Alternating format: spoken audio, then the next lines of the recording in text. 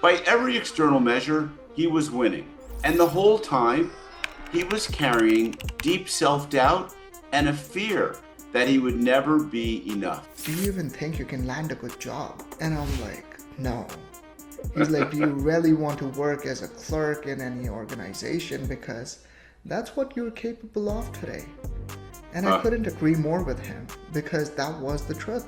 Abhinav is a director in his family's hospitality group in India, which owns the Corbett Marriott Resort and Spa and the Corbett Wild Irish Resort. He joined the family business in 2017, grew sales by around 30%, and helped bring a new flagship resort online. When our emotions are not resolved, those governance structures won't hold in place, and a family will fall apart, or a family business will fall apart. Most family business problems are emotional problems. They're not strategy problems. The deeper issue is, if not for this business, who will I be now? Stepping away from needing approval, which is probably quietly killing next generation leaders, and waiting for permission rather than stepping into their power. And then there's an identity crisis.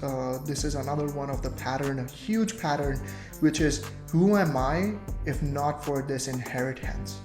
And what is my worth on my own? You are limitless. All you need to do is awaken what's possible.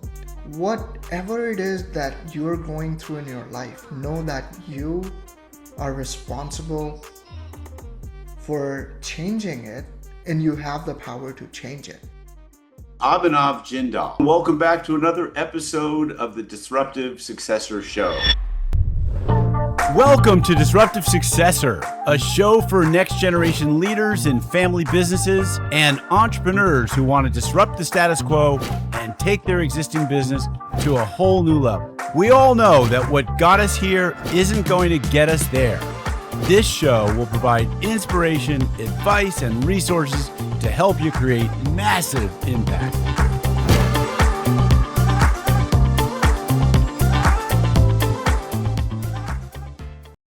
This podcast is sponsored by myself, Jonathan Goldhill, and my company, the Goldhill Group, where we provide coaching for growing companies. I'm Jonathan Goldhill, and my purpose is simple: to guide entrepreneurial leaders in family businesses towards more freedom and fulfillment. I want entrepreneurs to get clarity around the changes that will make them and their businesses more successful so they can experience the same freedom I've enjoyed in my life. Our proven practices challenge business owners to think differently about their business and how they're running it, and quite literally become game changers in our clients' companies. Learn more at thegoldhillgroup.com website, where you can schedule your free strategy session.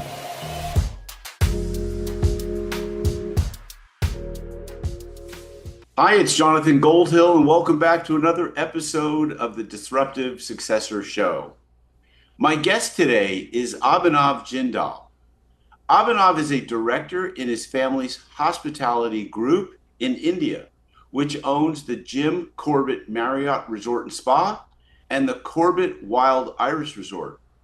He joined the family business in 2017, grew sales by around 30%, and helped bring a new flagship resort online, which is one of the highest rated properties in the group's Marriott portfolio. By every external measure, he was winning. And the whole time, he was carrying deep self-doubt and a fear that he would never be enough. With his self-worth completely tied to the family name, he needed to discover more. So he did the work to untangle that. Today, he's a certified NLP master practitioner and the founder of Cydir, a coaching organization that helps other second-generation entrepreneurs break those same limiting beliefs. Abhinav, I want to welcome you to the show today. Thanks for being here. Thank you for the amazing introduction, Jonathan. I'm glad and so excited to be here. Great.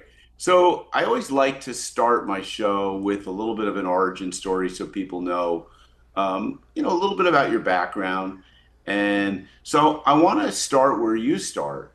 with the idea that most people get family business succession backwards. And most of the advice out there is about structure, org charts, buy sell agreements, which I think is really important, by the way. And I get very involved in that work, and I think it makes things clear. But you say the real work is somewhere else entirely, I think. And so I would like you to make that case for me and take me back to 2017 when you joined the business. Start wherever you like. For sure. I 100% agree with what you just said. Family business space, I found everyone is talking about succession. Everyone's talking about having a governance structure.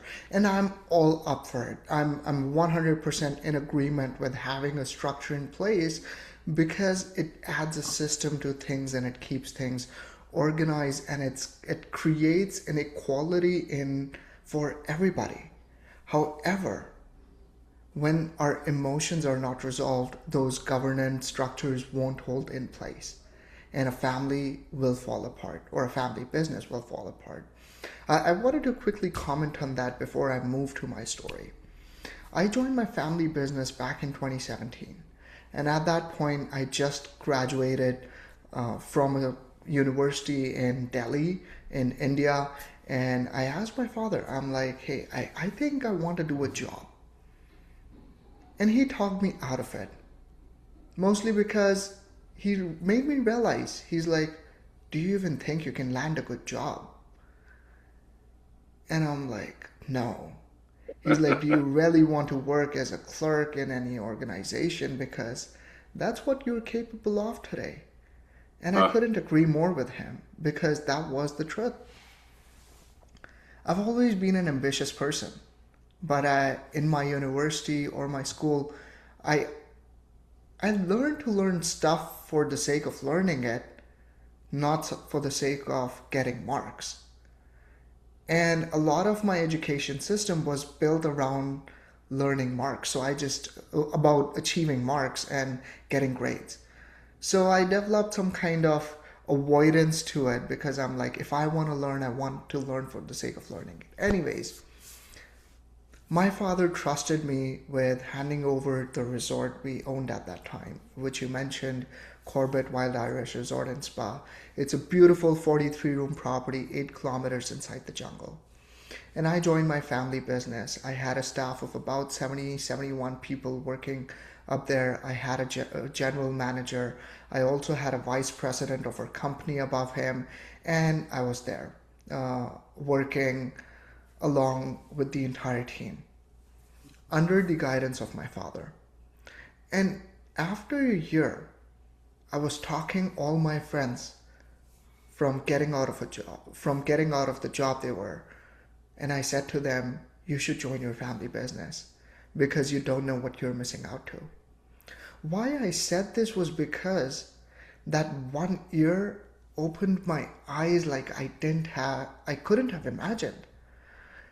It was, as a person, I grew so much. I did not know the capabilities I was holding within me as a leader, as a business owner, as a visionary, and the way I could execute things. I was loving it so much. Then in 2018, about in November, I came across a digital marketing course which led me to the first manifestation course in my life on 3rd Feb 2019. I did not even know what the word manifestation meant back then. But because I liked the speaker, I wanted to listen what he had to teach. And that was the day I started consciously creating my life. Because that day, I did not learn everything about how to manifest, but I learned that I have the power to create my own life. And as a person who's always been ambitious, but had almost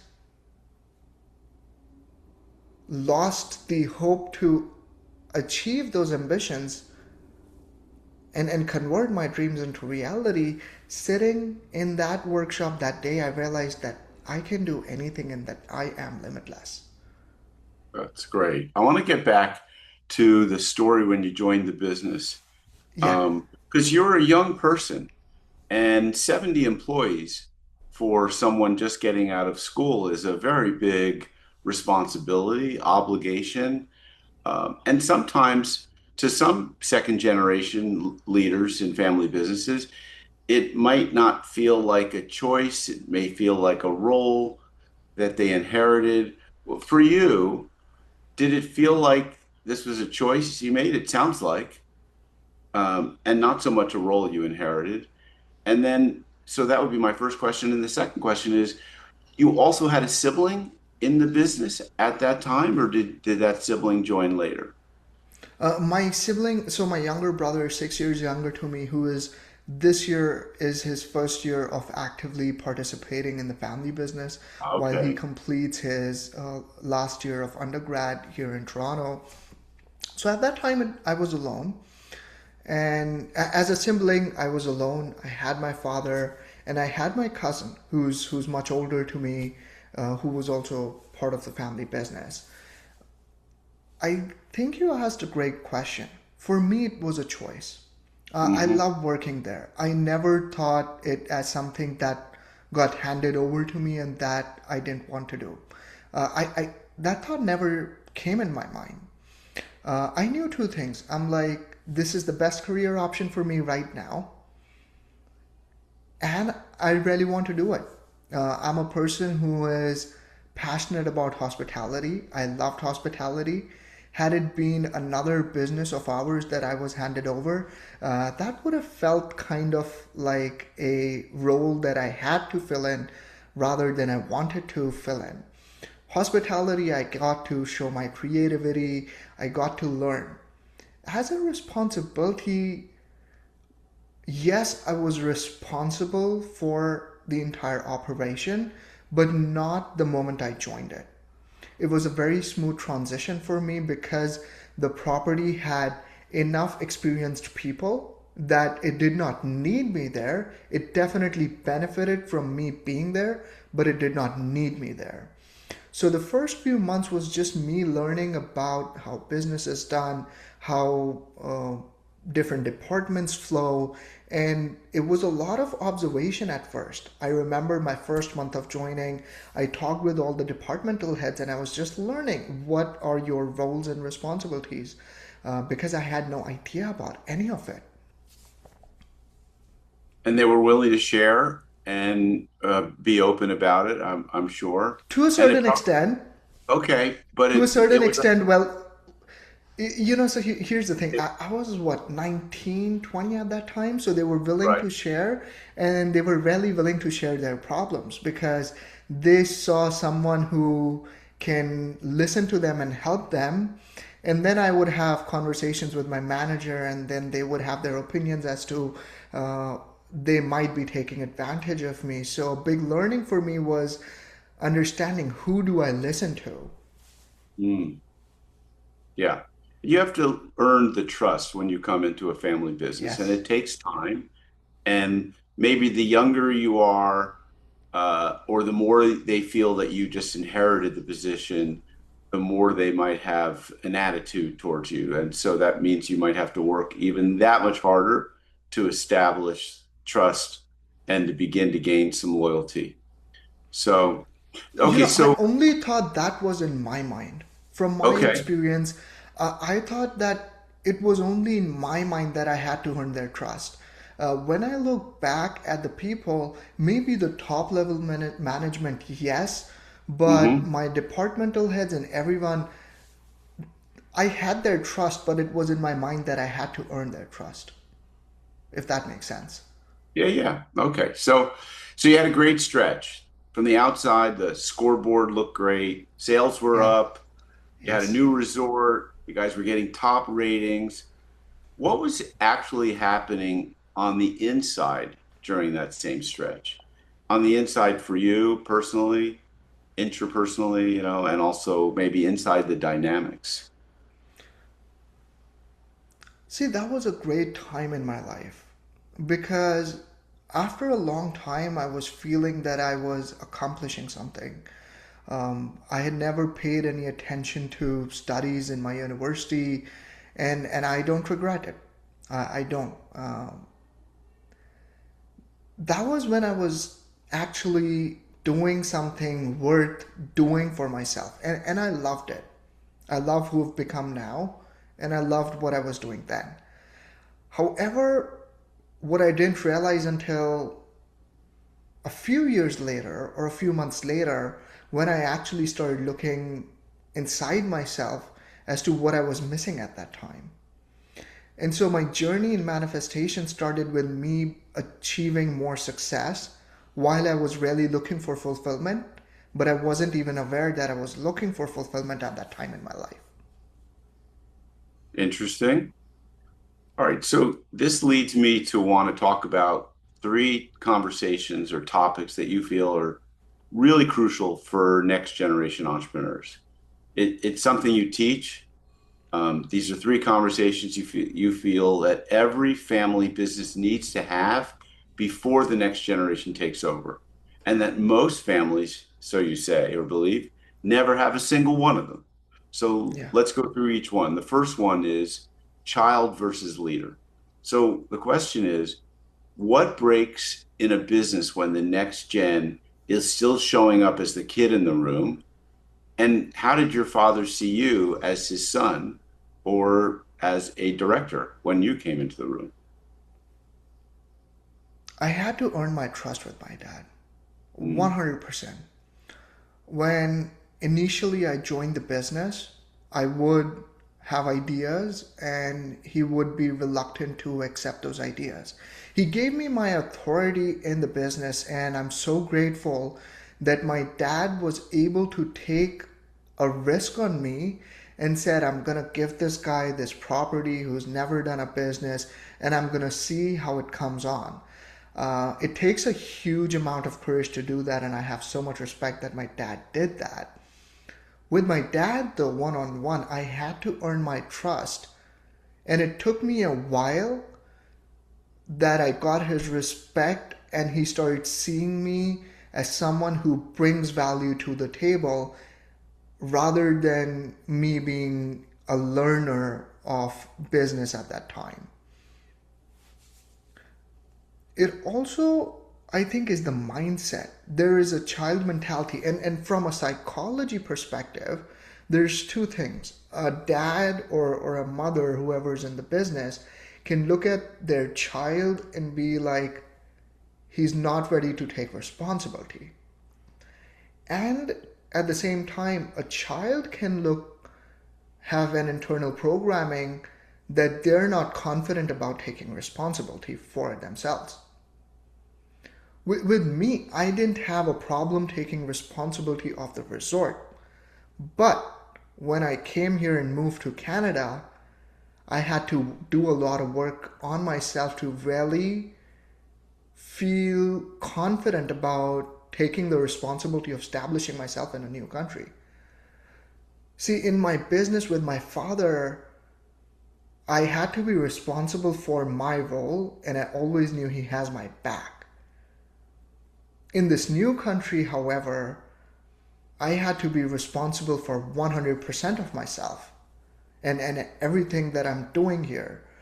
So there's different levels of responsibilities, and in a human journey, I think there's a step-by-step process that a child should get into the different levels of responsibility. Sometimes I also feel that a responsibility is being handed over to a second gen when they're not ready to take it. hmm And I felt something like that when I came here, and all of a sudden I just didn't have responsibility to get my business to grow, but I had a responsibility to create a foundation and a business from scratch in a new country that I don't know anything about. So I want to talk about this two-way authority because you've hinted at, that the importance of the authority from the parent being handed down or shared or opened up, whatever you want to, however you want to explain it. But I want to just pause for a second because to listeners who are wondering, so you're running this Marriott resort in the jungle in India and you're living Yeah. in Toronto, and they might be wondering, okay, how is that possible? So just explain that for a moment, and then we'll get to the two-way authority. I've recently got that question a lot. And here's the thing. One of the reasons Marriott is an amazing company, we love working with them.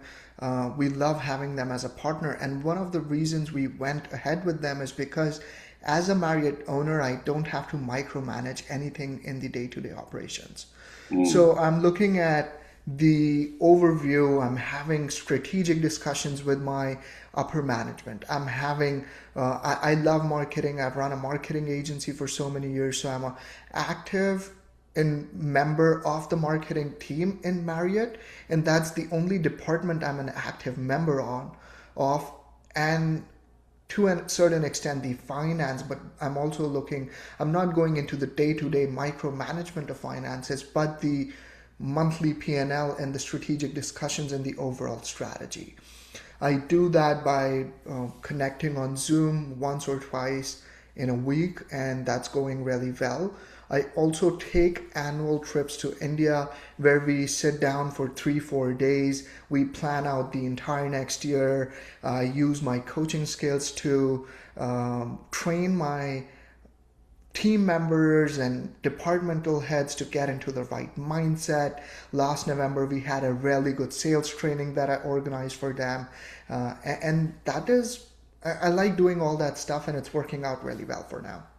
good. Okay. Great answer. I think that clarifies things. All right, let's get back into this two-way authority thing because for businesses, family businesses to run well, it can't be a one direction top-down approach. Would you agree, first of all? 100%. Okay. 100%. And so then what does two-way authority look like day to day? I mean, I've seen it in some of my clients, but I'm wondering from your perspective, like what does the founder have to give up for it to be real, like and really work? First and foremost, the sense of control. Hmm. I think for That's the hard. found that's hard.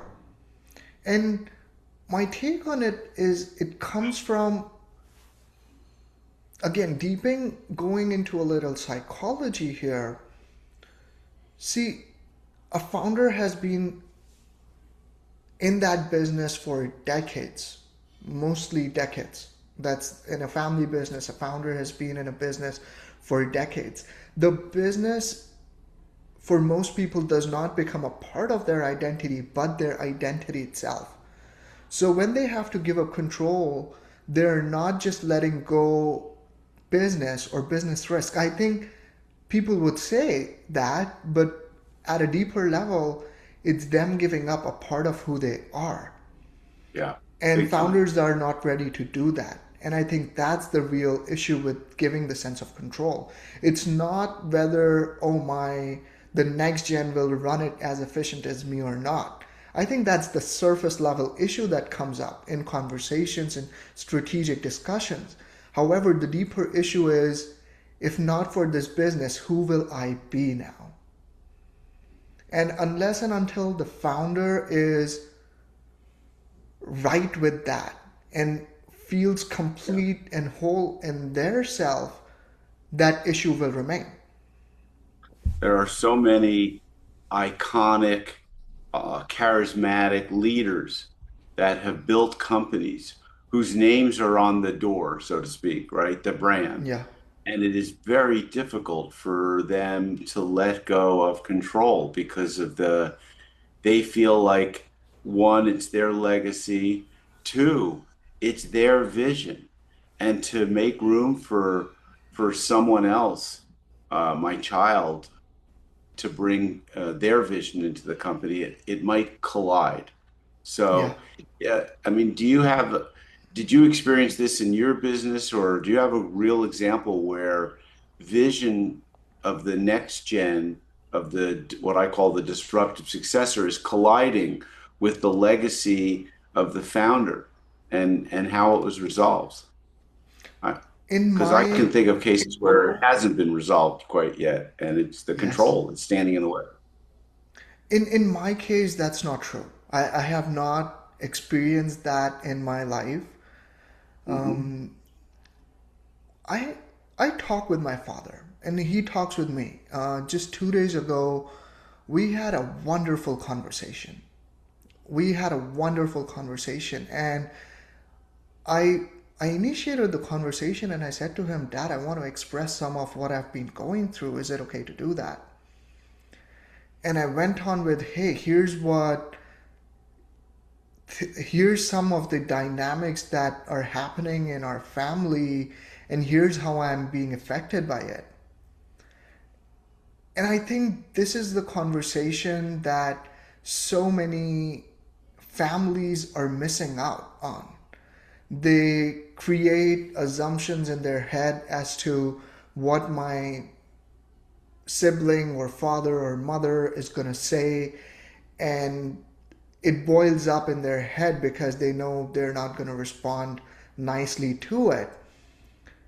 And then it comes out in different ways where it creates conflict in business and strategies and point of opinion. Because as an example, here's what can happen is, let's say there's a tension, an emotional tension between, let's say, a father and a son.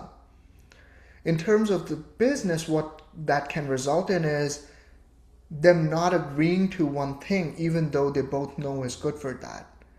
And that conflict is not about a difference in opinion and strategy.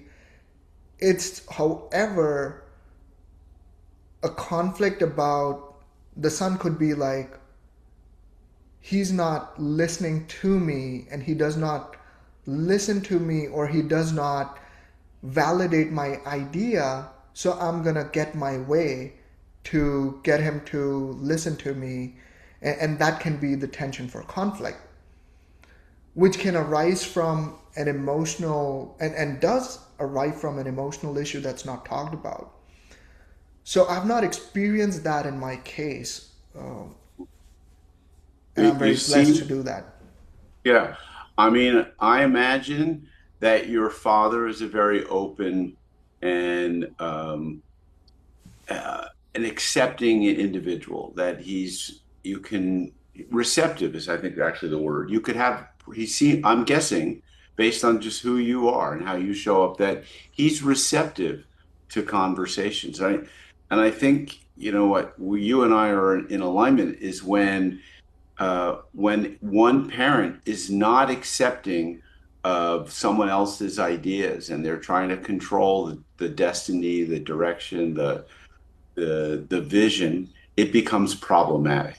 And so Yeah, that most family business problems are emotional problems. They're not strategy problems. They may be money problems, actually, because yes, right, money can, so 100%. I guess understanding why emotion it sits at the root of these problems, and when everyone may swear it's about strategy or money, is getting Yeah, through to that. It's yeah. challenging, right? Can I dive deeper into what I Please. said last? Because I think this key, and you said I have a very open and receptive father, and yes, I do. And I think every father is open and receptive. Mm, And people would say, no, but you don't know my father. He just doesn't listen to me or true. anyone else, you know? Right. And I'd say that can be true for my father as well. Mm, And there's nothing to blame on the father here. When a person has had 50, 60 years of experience in their life, they have created their ideology about how the word works. They have tried and tested and possibly everything, and strategy and mindset to see and what works, and they've come to the conclusion that what I know is right because it has worked for me. I would have a very difficult time talking to my father. In my head, it would be the most difficult conversation. mm, And it had nothing to do with him.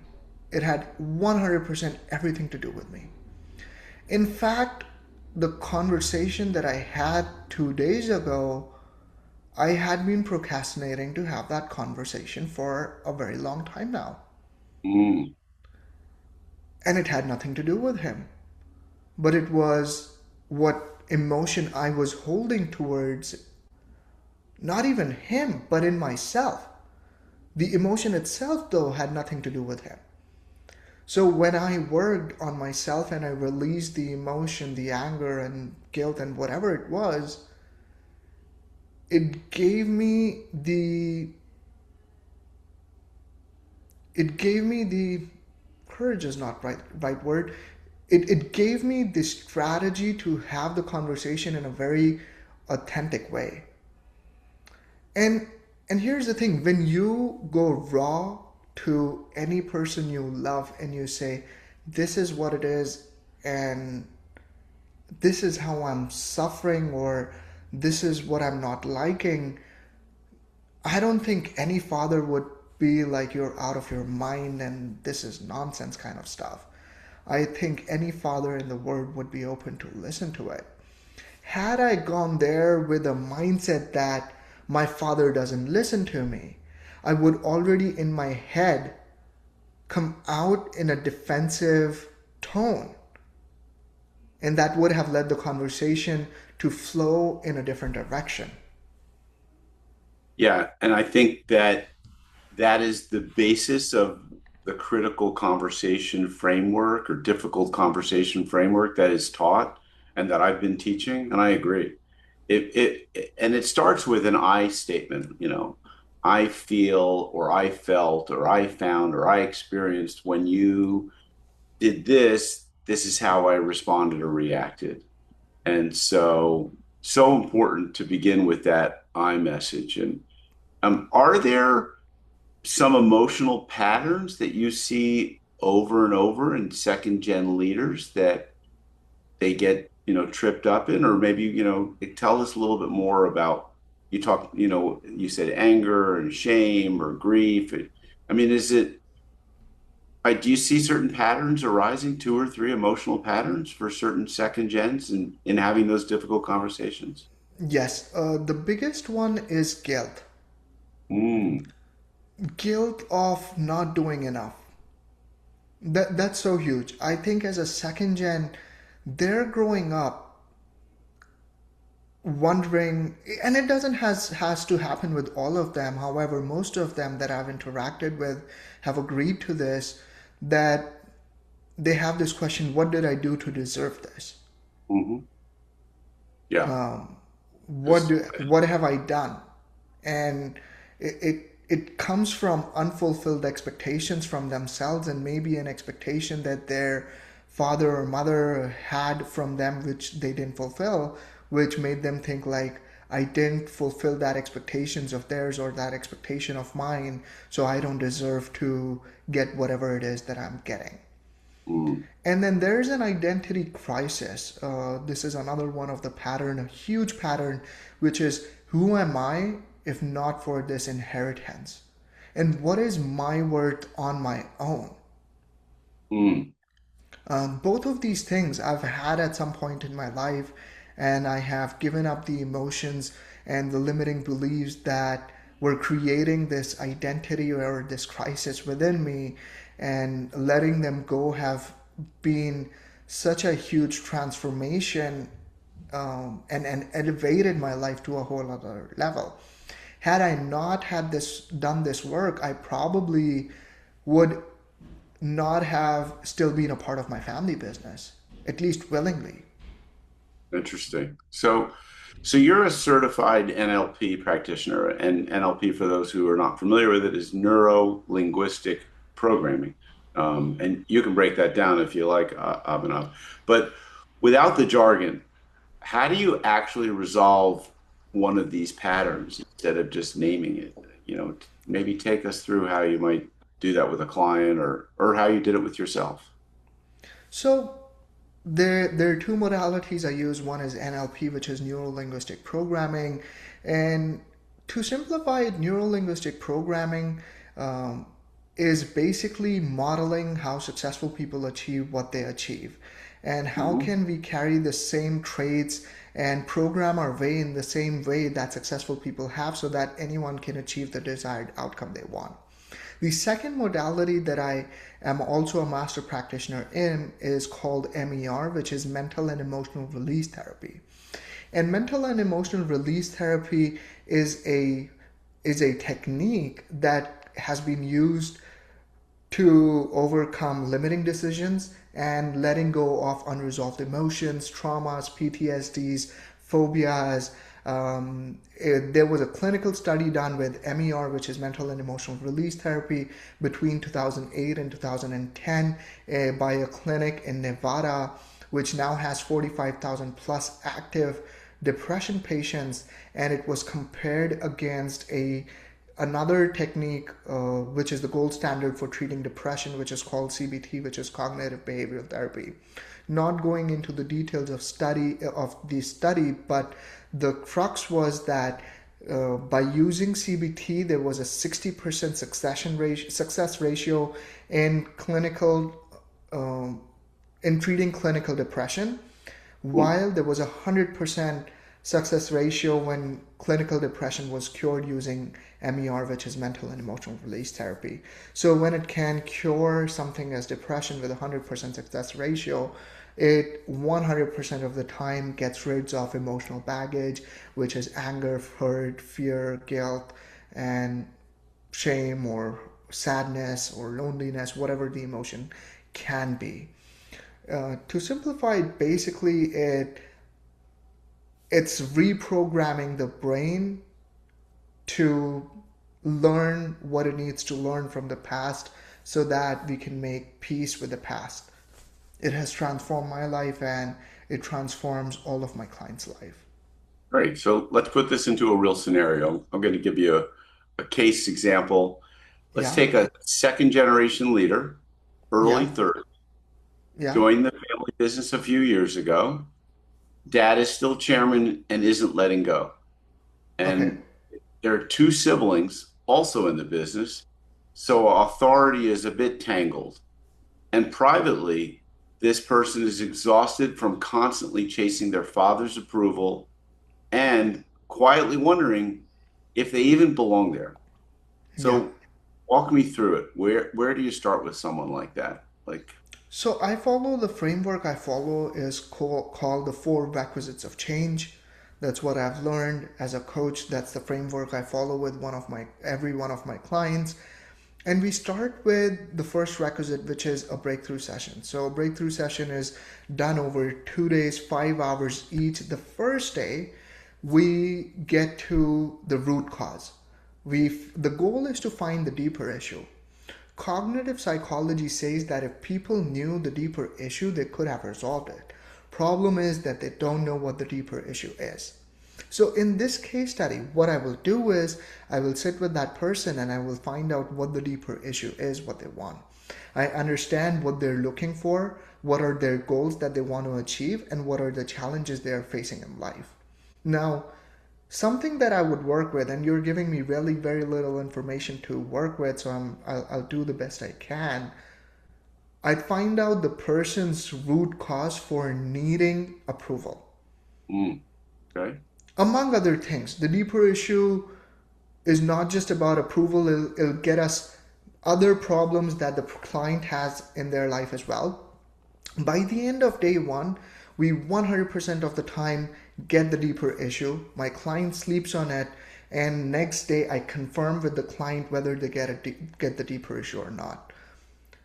Sometimes the client may go back and say, like, I don't think this is the deeper issue. So the second day, we'll spend the first half an hour confirm that the deeper issue is the problem, that is the root cause that is creating all these problems in my client's life. The second day then is intervention, where I use MER and NLP to help them release negative emotions, limiting decisions, and whatever it is that I find in my client's life. 100% of the times that I've worked with my clients, there is an unresolved trauma. Can I give an example, not with the case study, but with a real life example of my client? One of my clients wouldn't be successful. And the reason he could not be successful is because when he was 6 years old, he remembered a time where his dad would earn the money and his mother would spend all the money, and the dad used to drink.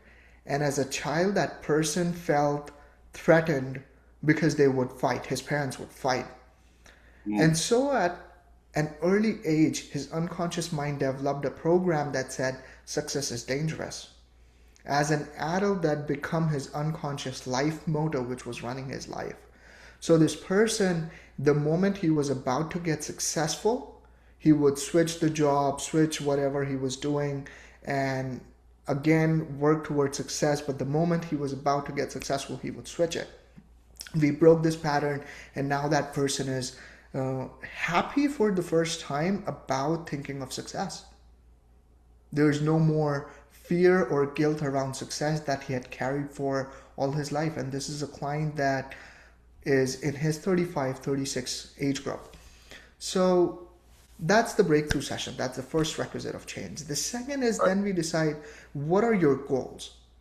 We don't just set SMART goals. Everybody these days are selling how to set SMART goals. But we start with, who do you want to become as a person? Hmm. What do you want to do in life? And then we come to SMART goals.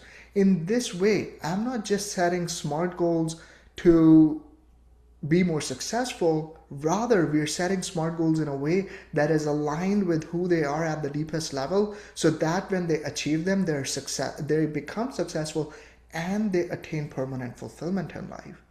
And then I help my clients take action on achieving those goals, work towards them. I help them take purposeful action, be present and focused on their path. So this is the framework that I use, and it works 100% of the time. It seems like it's really separating your identity from your parents' identity.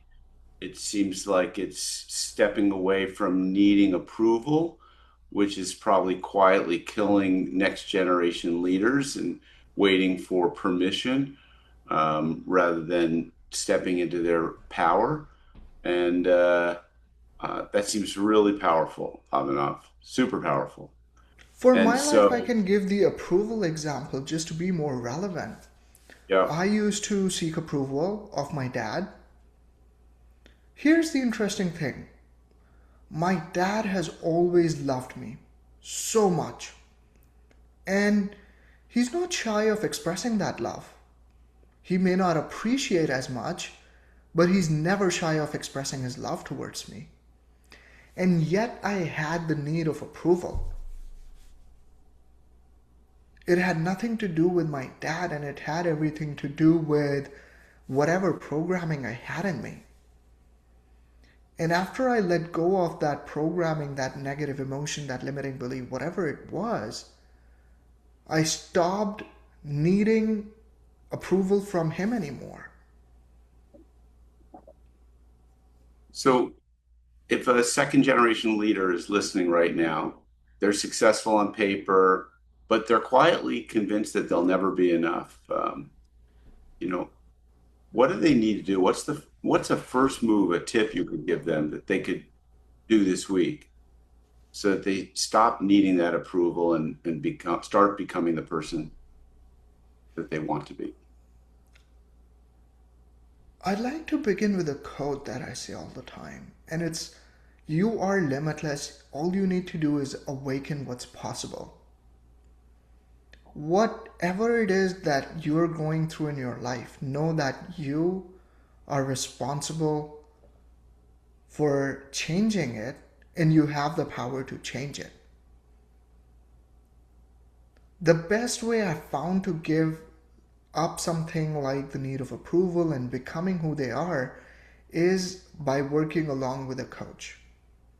Is and I am a coach, and I still work with a coach, not because I need to work with a coach, but because I want to constantly elevate myself so that I create the best life possible for myself and my family.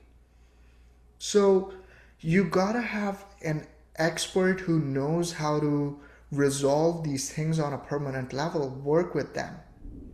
Even if you feel that working with someone is not what you're looking for right now, my advice to you is start working on yourself. When I started 7 years ago, I wasn't looking for a coach. I didn't even know I needed a coach. I didn't even know what issues I was going to work on. But I made one commitment to myself, and that was to work on improving my life. And one thing led to another, and it led to another. And it took me 4 years before I hired my first coach. So it doesn't matter if you hire a coach or whether that's what you're looking for or not. Start being responsible for your life and make a commitment to improve your life. You will find the way. 100% you will. Great. We'll close out with that. You have a company, it's called Cydir. It's spelled Cydir. I'm not sure Yes. what it means. Maybe you want to tell people where they find you, and tell people where they find you. So, when I started my manifestation journey, I came across the concept of affirmations. I would say good things to myself. And one day, while this was back in 2019, one day when I was lying in my bed and I closed my eyes and the words literally came into my mind, and it said, convert your dreams into reality. How it came is because at that time I was operating my resort where we used to give the wedding brochure, and at the bottom of the brochure it said, convert your dreams into reality. And the words came in my mind, convert your dreams into reality, Cydir. I'm like, that's a cool name, that's the cool company name. And I decided whenever I have my company, that's going to be the name of it. I didn't even knew that I was going to actually convert dreams into realities. And that's the beauty of manifestation. I had a company name, and then now I actually get to do what I intended to do 7 years ago with a cool company name. So Cydir is about helping second-gen leaders become who they're meant to be, step into their best identity, and create their life consciously on their terms. If you want to get in touch with me, I'm available on LinkedIn, on Instagram. You can just look up Abhinav Jindal or Cydir, and I'm sure you will find me. I have a bi-weekly newsletter made specially for second-gen leaders where I'm sharing tips, tricks, I'm sharing my client stories, my personal stories, all with the hope of inspiring second-gen leaders like myself, like yourself, to elevate your manifestation game and become the conscious creator of your life. So I'd love for you to go onto my website, that's cydir.com, cydir.com, and on the menu button, if you're using on the laptop, you'd see subscribe to newsletter. If you're using on the phone, you'll have to click the menu button and you'll see the button subscribe to newsletter. Subscribe, it's a bi-weekly newsletter. I am not spamming or promoting much in there. It's a very value-driven newsletter delivered every second Wednesday right into your inbox. Great. Abhinav Jindal, thank you very much for being on the show, folks. If you have trouble finding him, just go to our website. You'll see the latest episode up on the podcast section, and you'll be able to access show notes and contact information, of course, through all the different podcast listening places that you choose from, including YouTube if you're watching this live. Not live, sorry, recorded. Okay, folks, stay tuned for future episodes. Thanks for being with us on this journey. Abhinav, go make second-generation entrepreneurs' lives better. Thank you so much, Jonathan. I appreciate you. And be limitless. All right, be limitless. I like that. This podcast is sponsored by myself, Jonathan Goldhill, and my company, the Goldhill Group, where we provide coaching for growing companies. I'm Jonathan Goldhill, and my purpose is simple: to guide entrepreneurial leaders in family businesses towards more freedom and fulfillment.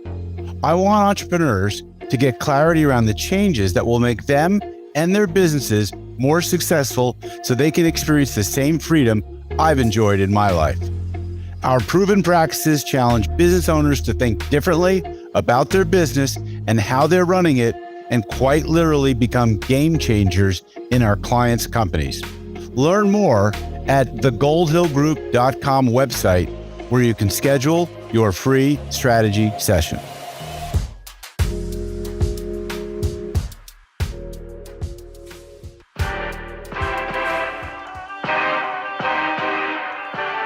Thank you for joining us on the Disruptive Successor podcast. If you enjoyed today's episode, please subscribe, review, and share with a friend who would benefit from the message. If you're interested in picking up a copy of my book, Disruptive Successor, go to disruptivesuccessor.com.